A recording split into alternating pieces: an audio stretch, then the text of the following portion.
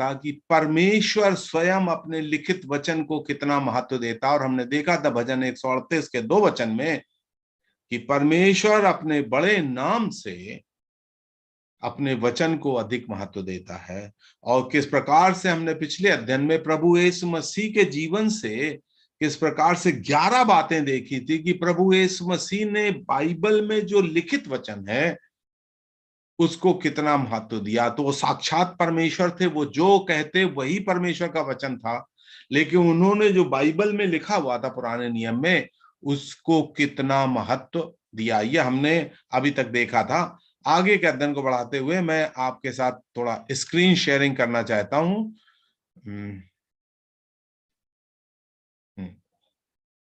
जैसा आप देख सकते हैं हमारे जीवन में बाइबल के वचन का महत्व, तो परमेश्वर स्वयं अपने वचन को कितना महत्व देता है और प्रभु यीशु मसीह ने लिखित वचन को कितना महत्व दिया। देखिए, बाइबल के वचन को महत्व क्यों देना है? क्योंकि वचन सत्य का स्रोत है। देखिए, जितना भी सत्य अगर आपको जानना है तो उसका स्रोत एकमात्र जो है परमेश्वर का वचन ही है, और कोई उसका जरिया है नहीं। घर में कैसे व्यवहार करना, ऑफिस में कैसे काम करना, खाना पीना, रहन सहन, सोच विचार कैसे हो, सब बाइबल में। बाइबल में सब चीज है। और मैंने ये आपको मैं बार बार बताता आया हूं, ये जो विश्वव्यापी प्रार्थना के बारे में, असतोमा सदगमया तमसोमा ज्योतिर्गमया और मृत्योमा अमृतगमया, अर्थात सत्य प्रकाश, सत्य असत्य से प्रभु सत्य में ले चल, अंधकार से प्रकाश में और मृत्यु से जीवन में। और जैसा मैंने आपको पहले बताया था, सत्य, प्रकाश और जीवन एक व्यक्ति है, अर्थात प्रभु यीशु मसीह। सत्य कोई ऐसी विचारधारा नहीं है, वो एक व्यक्ति है। प्रभु यीशु मसीह ने यूहन्ना के 14:6 में आप यहां देख रहे हैं किस प्रकार से कहा, सत्य, मार्ग और जीवन मैं हूं। उन्होंने कहा, ये नहीं कहा कि मैं सत्य के बारे में बताने आया हूं, लेकिन उन्होंने कहा सत्य मैं स्वयं हूं। प्रकाश के बारे में बताने नहीं, उन्होंने कहा प्रकाश स्वयं मैं हूं।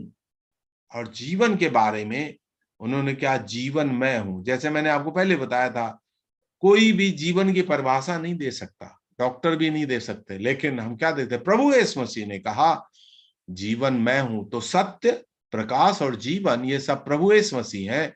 और इसका उल्टा जो है झूठ, अंधकार और मृत्यु भी एक व्यक्ति है। ये बाइबल में इसके बारे में पूरी जानकारी है, लेकिन वो हमारा अभी विषय नहीं, सिर्फ आपके मैं जानकारी के लिए दे रहा हूं।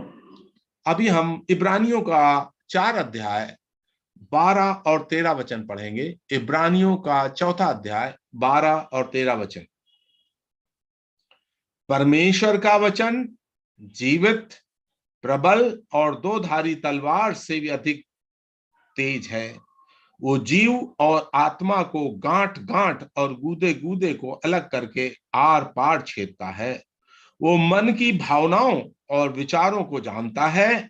सृष्टि की कोई वस्तु उससे छिपी नहीं है जिससे हमें काम है। उसकी आंखों के सामने सब वस्तुएं खुली और बेपर्दा है। ये कौन है वचन? प्रभु यीशु मसीह। देखिए वचन में क्या, उसकी आंखों के सामने, वचन की आंखें हैं, सब वस्तुएं खुली और बेपर्दा है। यूहन्ना के 1 अध्याय में क्या पढ़ते हैं, आदि में वचन था, वचन देहधारी हुआ, वचन हमारे बीच में डेरा किया। अर्थात ये वचन क्या है, जीवित। यहां पर हमने 12 वचन में पढ़ा, जीवित, प्रबल और हर एक 2 धारी तलवार से भी बहुत चोखा है या प्रभावशाली है। आप यहां देख रहे हैं, ये वचन सिर्फ कागज पर लिखे हुए कुछ खिचपिच नहीं है। इन वचनों में जीवन है, शक्ति है और गति है। अब इसको मैं आपको उदाहरण दे करके बताना चाहता हूं किस प्रकार से इन वचनों में जीवन है। जब प्रभु यीशु मसीह लाजर की कब्र में 4 दिन के बाद पहुंचे, तो प्रभु यीशु मसीह ने लाजर को कैसे जिंदा किया। लाजर को, यहां पर आप देखें, लाजर को प्रभु ने वचन बोलकर जिंदा किया। यूहन्ना के 11 के 43 में हम पढ़ते हैं, उसने बड़े शब्द से पुकारा कि हे लाजर निकल आ। लाजर जो मरा हुआ था उसके अंदर जीवन कहां से? आप जरा सोचना इस चीज को। देखिए, वचन पर ध्यान करना अत्यंत आवश्यक है। लाजर तो मुर्दा था, उसका शरीर सड़ गया था, उसके अंदर से बदबू आ रही थी, वो निकल करके कैसे आया? बड़े शब्द से पुकारा और वो शब्द लाजर के मुर्दा शरीर में जब गए हैं तो उस वचन से उसको जीवन मिला। इफिसियों के 2 अध्याय में हम पढ़ते हैं, जब हम पापों और अपराधों में मरे हुए थे तब उसने जिंदा किया। अर्थात जो आदमी मरा होता है उसकी कोई प्रतिक्रिया नहीं होती, उसको आप कितना बुलाओ कुछ भी करो प्रतिक्रिया नहीं करता। यहां पर लाजर की प्रतिक्रिया कैसे हुई? वचन को सुनने के बाद, क्योंकि वचन से उसको जीवन मिला। समझिएगा, उस वचन के अंदर इतनी शक्ति थी कि उसको मुर्दे में से, उसका सड़ा हुआ शरीर फिर से जिंदा हो गया। एक बच्चे को कई साल पहले विशाखापट्टनम में एक संडे स्कूल टीचर ने पूछा कि लाजर कैसे, 4 दिन का सड़ा हुआ लाजर बाहर आ गया? वो बच्चे ने कहा, प्रभु यीशु मसीह ने जो शब्द कहे थे उस शब्दों में लपेटा हुआ वो बाहर आ गया। और अगर आपने पढ़ा होगा, जब वो लपेटा हुआ, उसका हाथ पैर सब बंधे हुए थे, लपेटा हुआ था, आ कैसे, चल के नहीं आया था, वो वचन से उठ करके आया था। जब उसके सामने खड़ा हुआ था तब प्रभु ने क्या कहा? इसे खोल दो और इसको जाने दो। समझिएगा, तो प्रभु यीशु मसीह के वचन साधारण वचन नहीं है भाई और बहनों। इन वचन को आपको गंभीरता से लेना है। तो लाजर को प्रभु ने वचन बोल करके जीवित किया। तो परमेश्वर का वचन इब्रानियों के 4:12 में हमने पढ़ा जीवित है। दूसरा है, हम पढ़ते हैं लकवे के रोगी को, मरकुस के 2 अध्याय में हम पढ़ते हैं, प्रभु यीशु मसीह कफरनहूम में गए और हम पढ़ते हैं एक आदमी को वहां पर उठा करके लाए थे जो लकवे का रोगी था। मतलब 4 आदमी उसको उठा करके लाए, और जब उस प्रभु के पास नहीं पहुंचा सके तो उसने घर की छत को खोल करके प्रभु के सामने लटका दिया। तो प्रभु ने पहले तो उसके पाप क्षमा किए और फिर उसे चंगाई दी। क्या कहा? उठ, अपनी खाट उठाकर चला जा।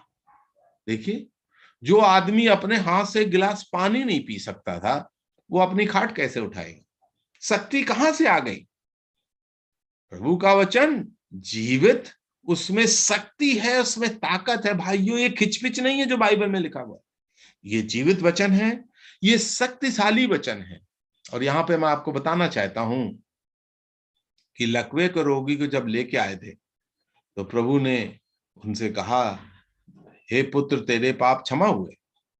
और तब लोग जो वहां बैठे तो कहने लगे, ये आदमी कैसे पाप क्षमा कर सकता है? सिर्फ परमेश्वर पाप क्षमा कर सकता है। वो प्रभु यीशु मसीह को पहचाने नहीं कौन है। वो साक्षात परमेश्वर मनुष्य का रूप धारण करके पृथ्वी पर आए हुए थे। तो प्रभु यीशु मसीह ने कहा, ताकि तुम जान लो मनुष्य के पुत्र को इस पृथ्वी पर पाप क्षमा करने का अधिकार है। ऐसा दिखाने के लिए हम क्या पढ़ते हैं? प्रभु ने कहा, अपनी खाट उठाकर अपने घर चला जा। तो पहले उसको पाप की क्षमा दी, फिर चंगाई दी। ये सभी विश्वासी भाइयों के लिए अत्यंत आवश्यक है। जब हम सुसमाचार प्रचार करें और चंगाई के लिए प्रार्थना करें तो पहले हम बताएं बीमारी का सारा कारण पाप है, इसलिए प्रभु ने पहले उसके पाप क्षमा किए। बीमारी की जड़ कहां पर है? बीमारी की जड़ पाप है, इसलिए प्रभु ने उसके पहले पाप क्षमा किए। सेना नायक के पुत्र को, आपको मालूम है सेना नायक या राज्य का जो कर्मचारी था, हम पढ़ते हैं यूहन्ना के 4 अध्याय के 50 वचन में, यीशु ने उससे कहा, तेरा पुत्र जीवित है। उसका बेटा बीमार था, मरने पर था, और वो कफरनहूम में था। और प्रभु यीशु मसीह कहां थे? काना में थे। एक दिन की यात्रा करके प्रभु काना आए हुए थे। और हम पढ़ते हैं उसने प्रभु के पास आकर के विनती की और प्रभु ने कहा, तेरा पुत्र जीवित है। तो जब वो अपने घर वापस जा रहा था, देखिए हम क्या पढ़ते हैं, उसके सेवक उसे रास्ते में मिले, कल इस समय वो आपका बेटा चंगा हो गया। जिस समय प्रभु ने वचन कहे थे उसी समय उसका बेटा चंगा हो गया। समझिएगा, प्रभु ने लोगों को छू करके चंगा किया, पास से वचन बोलकर चंगा किया, और ये करीब 60 मील की दूरी पर था, वहां पर 50 मील की दूरी पर था जहां से प्रभु ने उसको चंगा किया। समझिएगा, तो हम देखते हैं प्रभु के वचन, हमने पढ़ा इब्रानियों के 4:12 में, वो वचन जीवित, शक्तिशाली और बहुत तेज है। तो भाइयों, इस वचन के महत्व को आपको समझना, इसलिए मैं ये 3 मिसालें आपके सामने रखी हैं। अगर आप यूहन्ना के सुसमाचार पढ़ें तो यूहन्ना के सुसमाचार में यूहन्ना जो प्रभु ने आश्चर्य कर्म किए, उनको आश्चर्य कर्म नहीं कहता, उनको चमत्कार नहीं कहता, उनको चिन्ह कहता है। कुछ आपको बात समझ में आए? एक चिन्ह होता है, जैसे एक चिन्ह लगा होगा, रेलवे का फाटक है तो रेल का इंजन वहां पर लगा होगा, मतलब वो इंजन नहीं है लेकिन वो उसकी चिन्हारी है, चिन्ह है। तो यूहन्ना उन्हें चिन्ह कहता, और यूहन्ना अपने सुसमाचार में प्रभु यीशु मसीह के वचन की शक्ति को प्रदर्शित करता है। यूहन्ना प्रभु यीशु मसीह को परमेश्वर के पुत्र के रूप में दर्शाता है और उसका चिन्ह बताता। तो देखिए, यूहन्ना की किताब में अगर आपने ध्यान से पढ़ा तो यूहन्ना के 21 अध्याय में लिखा, प्रभु यीशु मसीह ने बहुत से चमत्कार किए, वो सब नहीं लिखे गए हैं, लेकिन यूहन्ना ने कितने लिखे हैं? 8 चमत्कार लिखे हैं। और किस लिए लिखे? ताकि तुम विश्वास करो यीशु ही प्रभु है, और विश्वास करके तुम उद्धार पाओ। तो ये 8 चमत्कार जो प्रभु ने किए, इसमें से हमें कुछ सीखना है। ये जो यूहन्ना ने 8 चमत्कार लिखे हैं, ये देखिए उनके वचन की शक्ति का है। पहला है परिवर्तनात्मक, या उसको बोलते हैं ट्रांसफॉर्मेशन, एकदम बदल दिया। जो लोग इंग्लिश पढ़ सकते हैं उनके लिए मैं ये इंग्लिश में भी भेज दूंगा। परिवर्तनात्मक, देखिए पानी को दाख रस में, यूहन्ना के 2 अध्याय में हम पढ़ते हैं, पानी को प्रभु ने दाख रस में परिवर्तित किया। कैसे परिवर्तित किया? वचन बोल करके। सेवकों से क्या कहा? तुम उन मटकों को मुहामुंह भर दो, और जब उन्होंने भर दिया तो प्रभु ने उनसे कहा, अब तुम उसको परोसना शुरू कर दो। उन्होंने कोई प्रश्न नहीं किया। वो प्रश्न कर सकते थे, प्रभु कैसे परोसना शुरू करें, इसमें कुछ रचना, कुछ सक्रीन तो मिलाइए, नहीं तो बड़ी बेइज्जती हो जाएगी। लेकिन उनको मालूम था प्रभु के वचनों में परिवर्तनात्मक शक्ति है। और हम क्या पढ़ते हैं? जब उन्होंने परोसा तो ये दाखरस से नहीं बना, बहुत उत्तम दाखरस बन गया। तो प्रभु जो हमारे जीवन में, इससे हम क्या सीखते हैं? जो परिवर्तन लाते हैं वो एकदम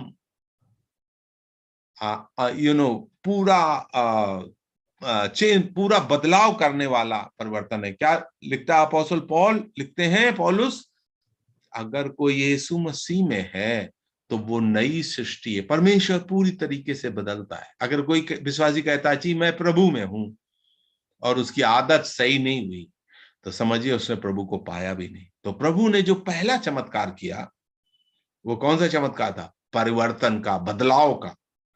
अगर कोई यीशु मसीह में है तो वो नई सृष्टि है। तो ये उन्होंने कैसे किया? सिर्फ वचन से। सेवकों से कहा मटकों में पानी भरो, और फिर सेवकों से कहा अब तुम उसको परोस दो, और उन्होंने परोसा। और हम क्या देखते हैं? पानी दाख रस बन गया। पानी में कोई रंग नहीं होता, कोई मिठास नहीं होती, लेकिन कितना मीठा और कितना सुंदर स्वादिष्ट बन गया। दूसरा हम पढ़ते हैं, जो अभी हमने देखा था, किस प्रकार से राज्य कर्मचारी के बेटे को प्रभु यीशु मसीह ने चंगा किया। संवेगात्मक, अर्थात उसका वचन तेजी से चलता है। क्या हमने पढ़ा था? उसका वचन 2-धारी तलवार से भी अधिक तेज है। 2-धारी तलवार दोनों तरफ काटती है।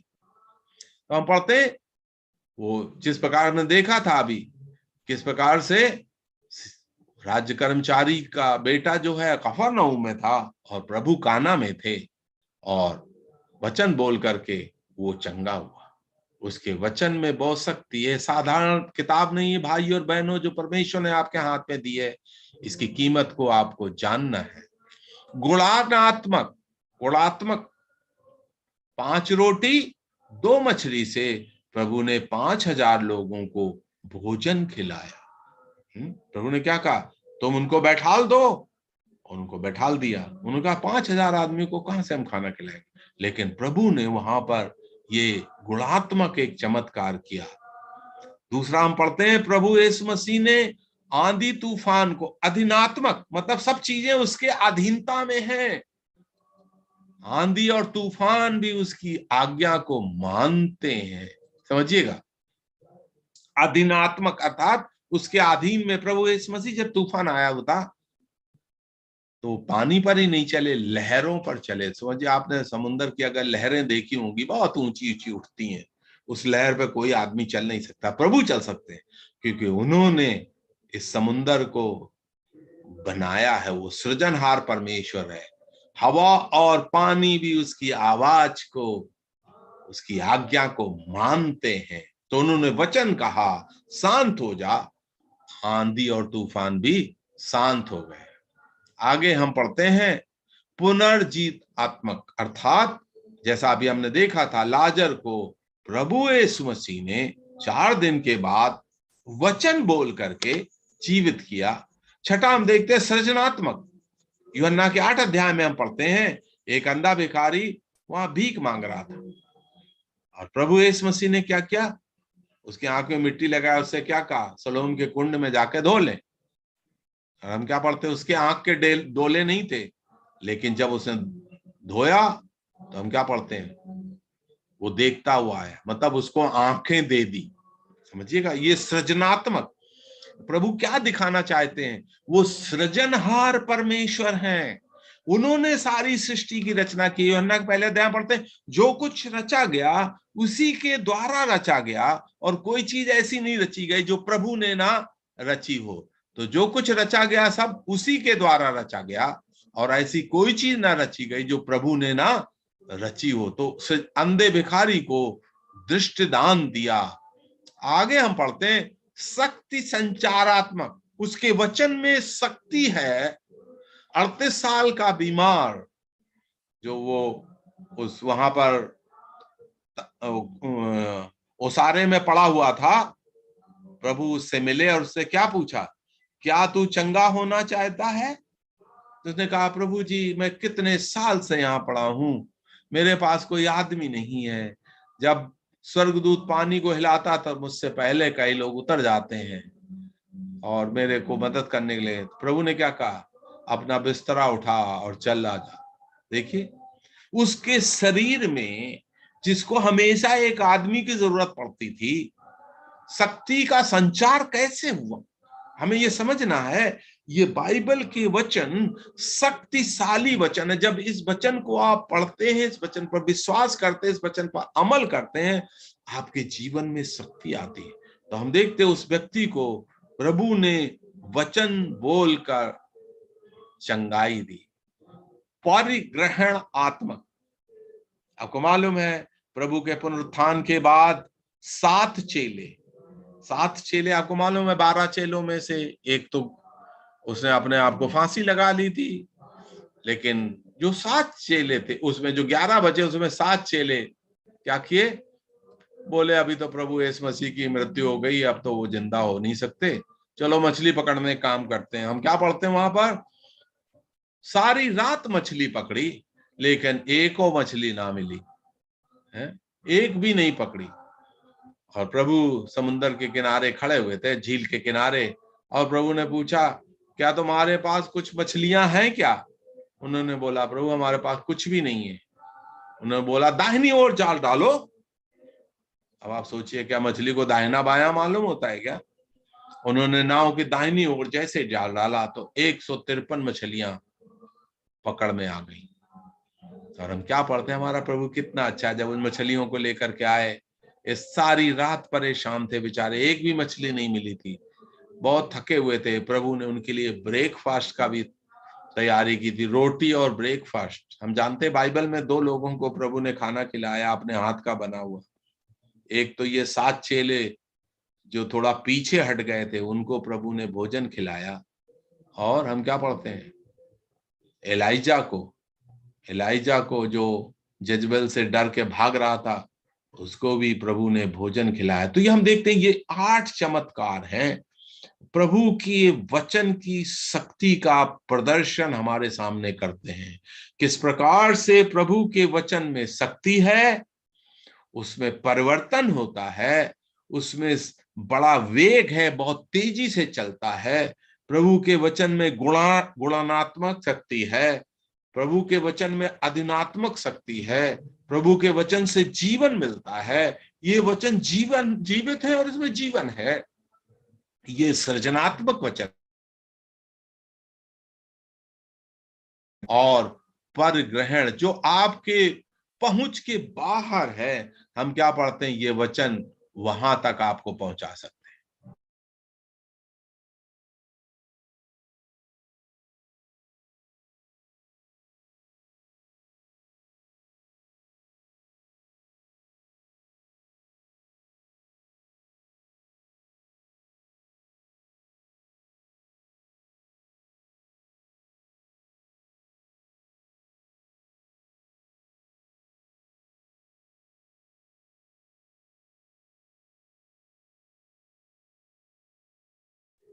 प्रभु के वचन का प्रभाव,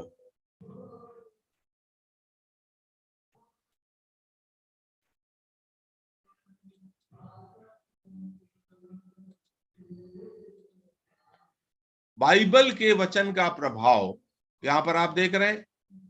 मैंने इसको थोड़ा संक्षिप्त रूप में पहले बताया था। यहां पर हम कुछ प्रारंभिक प्रभाव देखेंगे, उसके बाद दीर्घकालीन प्रभाव देखेंगे। ये वचन जब आपके जीवन में आता है, किस प्रकार से इसके कुछ प्रारंभिक प्रभाव है, क्योंकि प्रभु का वचन कभी व्यर्थ नहीं जाएगा। यशायाह नबी के 55 अध्याय में पढ़ते हैं, मेरा वचन जो मैंने भेजा है कभी व्यर्थ नहीं जाएगा, उस काम को पूरा करेगा जिस काम के लिए मैंने उसे भेजा है। तो पहला है बाइबल के वचन का प्रारंभिक प्रभाव। प्रारंभिक प्रभाव में है पहला है उद्धार। जो लोग परमेश्वर के वचन को नम्रता पूर्वक अपनी आत्मा में स्वीकार करते हैं, अर्थात वचन के लिए मन और हृदय को खोल कर रखते हैं, उन्हें विश्वास प्रदान करता है। रोमियो के 10 के 17 में हम पढ़ते हैं, वचन सुनने से विश्वास और विश्वास वचन के सुनने से आता है। समझिएगा, अगर आप 10 के 17 को पढ़ें, क्या लिखते हैं,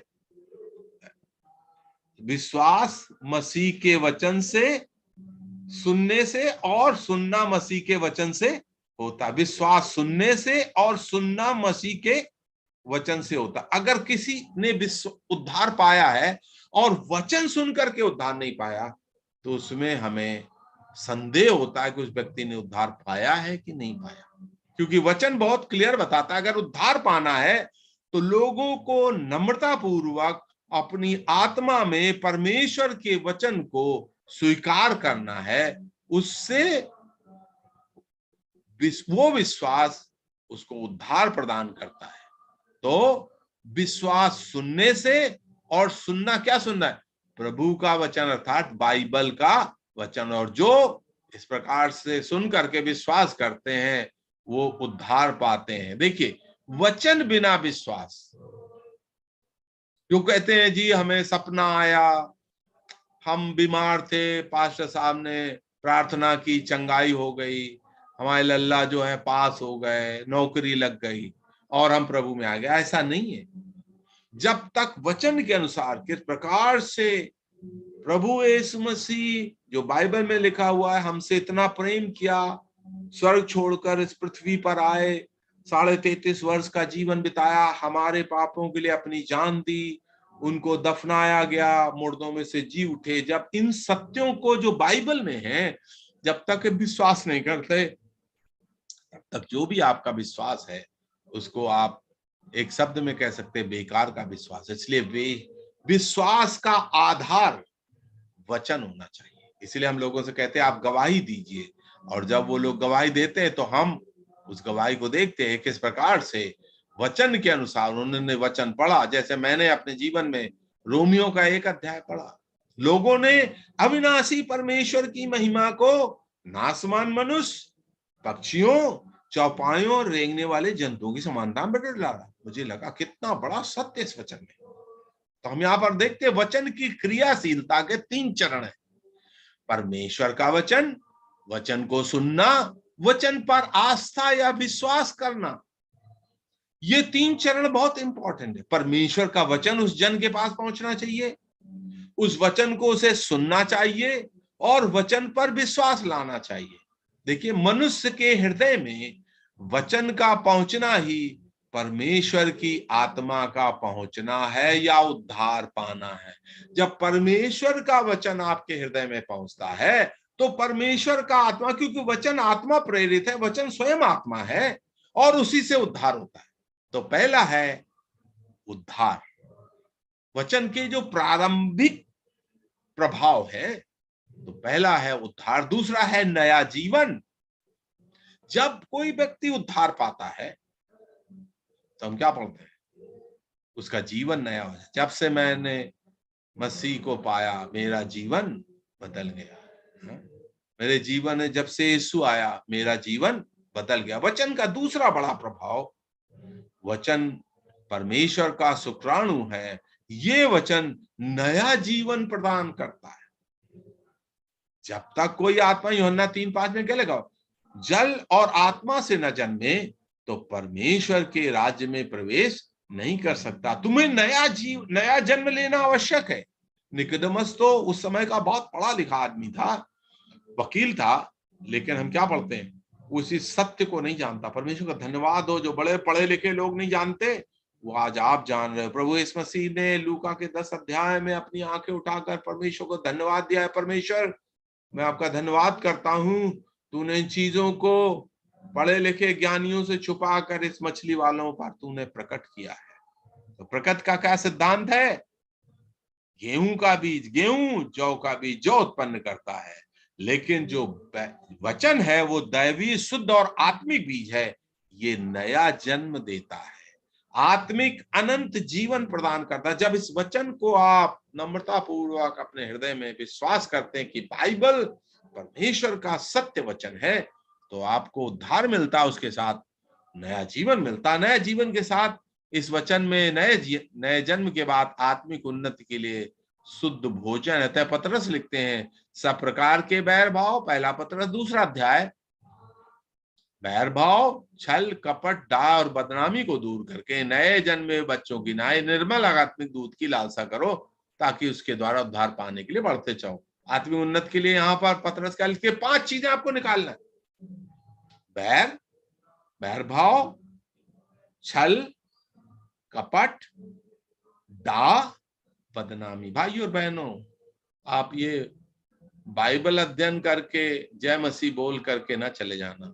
परमेश्वर से प्रार्थना करना, ये 5 चीजें परमेश्वर आपके जीवन से निकाल दे। किसी से बैर नहीं। मैं अपनी गवाही दे सकता हूं, मेरे को किसी से दुश्मनी नहीं, किसी से बैर नहीं। कोई छल के काम नहीं करना, कोई कपट नहीं दिखाना। हाँ, बहुत धर्मात्मा है चर्च में और घर में तो सास बहू की बनती नहीं। डाह, दूसरे की उन्नति देख करके जलन होना, दूसरे को बदनाम करना, कभी ना हो, कभी ना करें।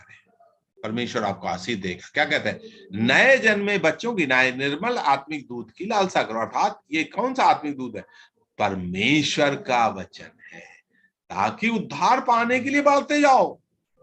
उद्धार आपने पा लिया, अभी आपको उसमें बढ़ना। तो 3 चीजें हमने देखी, उद्धार मिलता है, दूसरा नया जीवन मिलता है, और इसी के द्वारा हमारी आत्मिक उन्नति होती। इसके दीर्घकालीन प्रभाव समझिएगा, ये तो प्रारंभिक प्रभाव है जब आप विश्वास करेंगे, लेकिन इस वचन का महत्व आपको समझने, इसके क्या है? मानसिक उत्थान। तेरी बातों के खुलने से प्रकाश होता है। हिंदी में है भजन 119 का 130 अगर पढ़ेंगे तो उसमें ऐसा लिखा हुआ है, तेरी बातों के खुलने से प्रकाश होता है। लेकिन अगर आप इसी वचन को अंग्रेजी भाषा में पढ़ें तो उसमें लिखा एंट्रेंस ऑफ योर वर्ड, अर्थात जब आपके भेजे में परमेश्वर का वचन जाता है, जब आप पढ़ते और सुनते हैं तो आपके मन में प्रकाश आता है। हम अपनी भाषा में यूं बोल सकते हैं, हिंदी भाषा में, बाइबल पर हमारे मन की बत्ती को जला देती है, दिमाग की बत्ती जल जाएगी जब आप परमेश्वर के वचन को सुनेंगे। इससे आपका मानसिक उत्थान होगा, आपकी समझ बदल जाएगी, आपके दिमाग की बत्ती जल जाएगी। आप समझिएगा, जब बत्ती जलती तो क्या होता, अंधेरा भाग जाता है, बुरे काम निकल जाते हैं। आपको मालूम है ये जो आप ट्यूबलाइट और बल्ब है, थॉमस अल्वा एडिशन ने इसका आविष्कार किया। 3000 बल्ब बनाने के बाद उसको सफलता मिली थी भाई और बहनों। वो बहुत अच्छा लड़का था।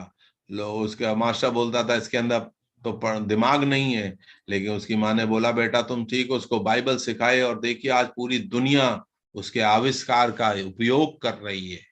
3000 बार प्रयास किया, उसके बाद उसको सफलता मिली। तो हम क्या पढ़ते हैं, परमेश्वर का वचन जब आपके मन में जाएगा, सिर्फ इसको पढ़ना नहीं, वो मैं आगे आपको बताऊंगा। पढ़ना और अध्ययन में फर्क है। अखबार आप पढ़ते हैं, लेकिन जब जो लोग स्कूलों में पढ़ते हैं, कॉलेज में पढ़ते हैं, वो अध्ययन करते हैं, क्योंकि उसको आप उन्हें अपने आगे वाले समय में उसको प्रयोग में लाना है। तो पहला है उसका मानसिक उत्थान, आपके मानसिक उत्थान होगा। दूसरा है पाप पर विजय। जैसा पहले आप शराब, धूम्रपान, तंबाकू इत्यादि इस्तेमाल करते, उस पर अभी आपको विजय मिलेगी। भजन 119 के 11 में क्या लिखा, मैंने तेरे वचन को अपने हृदय में रख छोड़ा कि तेरे विरुद्ध पाप ना करूं।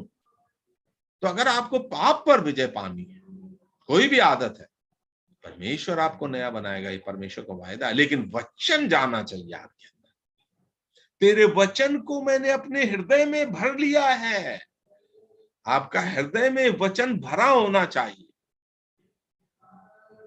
तीसरा है शैतान पर विजय। मैंने तुम्हें इसे लिखा, तुम बलवंत हो और परमेश्वर का वचन तुम में रहता है, तुमने उस दुष्ट पर जय पाई है। पहला यूहन्ना 2:14।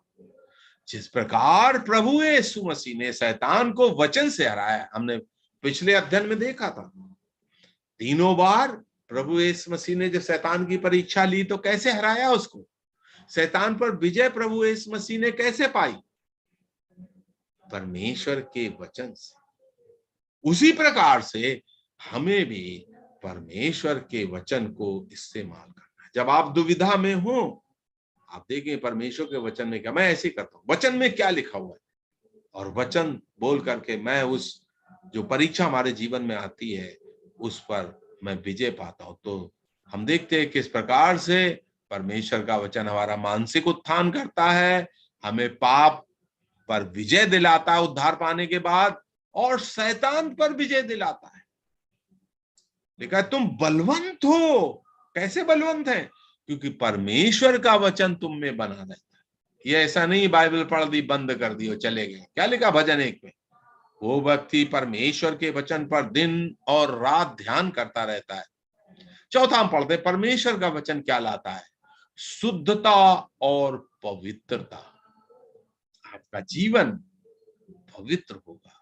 परमेश्वर ने आदि से तुम्हें चुन लिया, आत्मा के द्वारा पवित्र बनाकर सत्य की प्रतीत करके उद्धार पाओ। समझिएगा, परमेश्वर ने तुम्हें संसार की उत्पत्ति के पहले, ये इतना गंभीर वचन है कि हमारी समझ से बाहर है।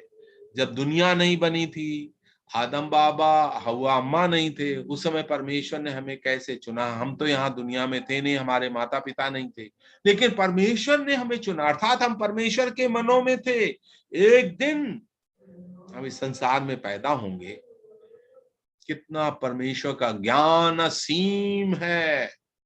रोमियो के 11 अध्याय में क्या लिखा हो, परमेश्वर का ज्ञान असीम है। और पौलुस अपने सिर को झुकाता और परमेश्वर की महिमा करता है। आदि से चुन लिया कि आत्मा के द्वारा तुम पवित्र बनकर, ये आत्मा के द्वारा परमेश्वर के वचन से पवित्र बनकर सत्य की प्रतीत करके उद्धार पाते जाओ, पवित्र बनो। शुद्धता और पवित्रता, हमें क्या करना है? पवित्र बनना है। क्यों? यहोवा तुम्हारा परमेश्वर पवित्र परमेश्वर है। हम अलग प्रकार के लोग हैं, हमारी तरफ कोई भी आदमी उंगली न उठा सके। यही मसीह जीवन है। अगर किसी ने हमारे अंदर कोई गलती पाली तो हमें देखना है, क्या हमने विश्वास किया है, क्या हमने वाकई में उद्धार पाया है। मैं आपसे यही कहना चाहता हूँ, आप जगत की ज्योति हो। प्रभु ने क्या कहा मत्ती के 5 अध्याय, तुम जगत की ज्योति हो, तुम संसार के नमक हो। समाज में जो स्वाद है, जो भलाई है, हमारे द्वारा है। हम दुनिया में चमकना है। मैं अपने जीवन की एक गवाही दे सकता हूँ, जहां भी मैंने सेवा की वहां पर हमें ज्योति के समान रहना है। इसे पवित्र बनो। क्यों? क्योंकि तुम्हारा परमेश्वर पवित्र है। हम देखते हैं बाइबल में 3 बिनाइयां हैं, और तीनों बिनाइयां इब्रानियों की किताब में है। बिना पवित्रता के कोई परमेश्वर का दर्शन नहीं पाएगा। दूसरा है, बिना लहू बहाए पाप क्षमा नहीं होते। और तीसरी बिनाई है, बिना विश्वास के परमेश्वर को प्रसन्न करना न होना। 3 बिनाइयां हैं बाइबल में, ध्यान रखिएगा। बिना पवित्रता के, आप मत सोच लीजिए आपने विश्वास कर लिया, पास्टर को बता दिया, हो गया। परमेश्वर का अगर दर्शन पाना है तो आपको पवित्रता आपके जीवन में अत्यंत आवश्यक है। पवित्र बनो। 3 बिनाइयां। बिना पवित्रता के परमेश्वर का दर्शन दुर्लभ होगा। बिना विश्वास के परमेश्वर को प्रसन्न नहीं कर सकते, चाहे जितना दान दे दो, चाहे जो कुछ करो। और बिना खून बहाए पाप क्षमा नहीं होते। प्रभु यीशु मसीह ने अपना खून बहाया। तो इसका निचोड़ हम देखेंगे, वचन का महत्व। पहला है उद्धार। बिना वचन के भाइयों और बहनों, अगर आपने उद्धार पाया है तो वो सही उद्धार नहीं। अपने आप को आप जांचें। नया जन्म, जब तक कोई नए सिरे से न जन्मे, परमेश्वर के राज में प्रवेश करना तो दूर रहा, उसको देख भी नहीं सकता। कोई बात समझ में आई? प्रवेश करना और देखना। एक बार मैं बहरीन गया था, तो बहरीन और सऊदी अरेबिया के बीच में एक पुल है जो 22 किलोमीटर का पुल है। उसको आप इस साइड से खड़े होकर के देख सकते हैं, आपको सऊदी अरेबिया दिखाई पड़ेगी। उसको 11 किलोमीटर बहरीन ने बनाया है, 11 किलोमीटर सऊदी अरेबिया ने बनाया है। लेकिन आपको पुल में अगर जाना है तो आपको सऊदी अरेबिया का वीजा चाहिए। तो मैं जब वहां पर था तो हम सऊदी अरेबिया को देख तो रहे थे, लेकिन वहां जा नहीं सकते। तो हम क्या देखते हैं, किस प्रकार से हमें अगर परमेश्वर के राज्य में प्रवेश करना है तो हमें नया जन्म पाना जरूरी है। आप उसका दर्शन भी स्वर्ग का नहीं पाओगे, क्योंकि आप अंधकार में। आत्मिक उन्नति कोई और तरीका नहीं है, परमेश्वर के वचन से आत्मिक उन्नति होगी। मानसिक उत्थान, जो कौन से लोग हैं जिनकी बोलते हैं पॉजिटिव थिंकिंग होती है, वो है विश्वासी लोग। पाप पर विजय, आपकी जितनी बुरी आदतें, परमेश्वर आपकी आदतों को निकाल। शैतान पर विजय, शैतान की कोई हरकत आपके जीवन में नहीं है। शुद्धता और पवित्रता, उसके साथ आप परमेश्वर का दर्शन पाएंगे। ध्यान देने योग 3 बातें बता करके मैं आज अध्ययन को समाप्त करना चाहता हूं। इनको आप अपने मन में उतार लीजिए। परमेश्वर के वचन के प्रति आपका व्यवहार ही परमेश्वर के प्रति आपका व्यवहार है। कोई बात समझ में आई? जितना आप वचन को आदर देते हैं, जितना आप बाइबल को आदर देते हैं, उतना आप परमेश्वर को आदर देते हैं। कोई बात समझ में आई? जितना आप वचन से प्यार करते हैं, उतना ही आप परमेश्वर से प्यार करते हैं। क्या सुबह उठ करके पहले क्या आता है आपके? ओ, वचन मुझे पढ़ना है। जैसा मैंने आपके पास, वचन के साथ कैसा आपका व्यवहार है, कैसे आप अपनी बाइबल को रखते हैं, कैसे आप इज्जत से उसको पढ़ते हैं, कितने ध्यान से आप उसको पढ़ते हैं। जैसे मैंने कई दफे देखा, बच्चे लोग होमवर्क कर रहे हैं, टीवी भी चल रहा है, पास हो जाएंगे क्या? ऐसा नहीं। जब आप वचन को पढ़ें, ऐसी जगह बैठ करके पढ़ें जहां पर कि वहां पर आपको कोई भी डिस्टरबेंस ना, क्योंकि आप परमेश्वर के वचन को पढ़ रहे हैं।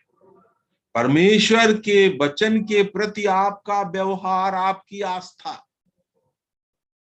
परमेश्वर के प्रति आपका व्यवहार है, समझिएगा। बाइबल के प्रति आपका व्यवहार परमेश्वर के प्रति आपका व्यवहार है। आप जितना वचन से प्यार करते हैं, समझिए उतना ही आप, जितना आप बाइबल से प्रेम करते हैं, उतना ही आप परमेश्वर से भी प्यार करते हैं। और जितना आप परमेश्वर के वचन का आदर करते हैं, मुंह से चाहे आप जितना बोल दो, लेकिन बाइबल बिल्कुल साफ है। वचन का आदर अर्थात वचन की आज्ञाकारिता, जितना आप वचन का आदर करते हैं, उतना ही आप परमेश्वर का आदर करते हैं। तो भाई और बहनों, ये 3 चीजें आप अपने हृदय में उतार लें और परमेश्वर के वचन को अपने जीवन में महत्व देना सीखें। परमेश्वर इस अध्ययन से, इस वचन से आपको आशीष दे। आमीन। धन्यवाद अंकल जी सुंदर वचन के लिए। आपने 3 दिन का क्लास में आपने हम सभी को जीवित वचन को आपने गहराई आपने सिखाया, हम सब आपके द्वारा, इसलिए हम आपको बहुत बहुत धन्यवाद करते हैं। Thank you. अभी हमने सीखे परमेश्वर का वचन महत्व, जो हमने 3 क्लास में सीखते आ रहे हैं। हम आप लोगों से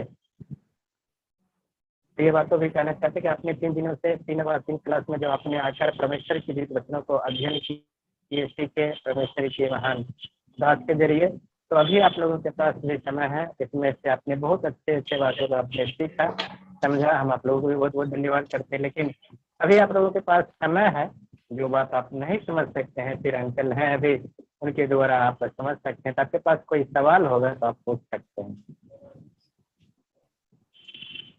आप लोगों के पास कोई सवाल है? अंकल हैं, वो आप लोगों को जवाब बताएंगे, इसलिए आप अपना सवाल पूछ सकते हैं।